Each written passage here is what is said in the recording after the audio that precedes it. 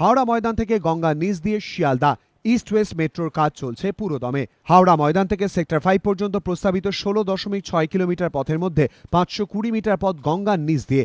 Metro সূত্রের খবর, গঙ্গা নিচের এই মেট্রো সুড়ঙ্গে যাত্রী সুরক্ষার কথা ভেবে থাকবে বিশেষ ওয়াকওয়ে, যাতে সুড়ঙ্গের ভেতরে কোনো সমস্যা হলে যাত্রীরা ট্রেন থেকে নেমে পায়ে হেঁটে নিকটবর্তী স্টেশনে পৌঁছতে পারেন। হাওড়া ময়দান থেকে সেক্টর 5 পর্যন্ত প্রস্তাবিত মেট্রো পথের পাশাপাশি দুটি আলাদা সুড়ঙ্গের ভেতর দিয়ে চলবে আপ ও ডাউন ট্রেন। প্রতি 250 মিটার অন্তর দুটি সুড়ঙ্গের মধ্যে থাকবে সংযোগকারী রাস্তা। আপৎকালীন পরিস্থিতিতে সেই পথ দিয়েও পাশে সুড়ঙ্গে চলে যেতে পারবেন মেট্রো যাত্রীরা। হাওড়া ময়দানে যুদ্ধকালীন তৎপরতায় চলছে টানেল তৈরির কাজ। মেট্রো কর্তৃপক্ষের আশা, আগামী মাসের মধ্যেই গঙ্গার নিচে সুড়ঙ্গ তৈরির কাজ শুরু হয়ে যাবে। টানেল বোরিং মেশিন ওয়ার্ল্ডে 3-4টে কোম্পানি বানায়।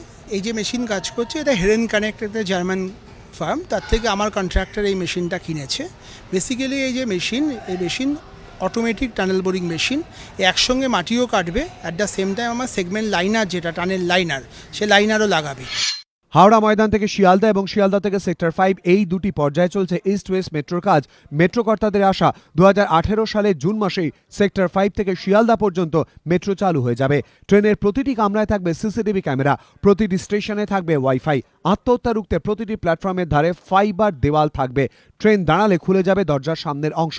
কিন্তু সেনাবাহিনী অনুমতি না মেলায় এসপ্ল্যানেড স্টেশন তৈরির ক্ষেত্রে জটিলতা তৈরি হয়েছে।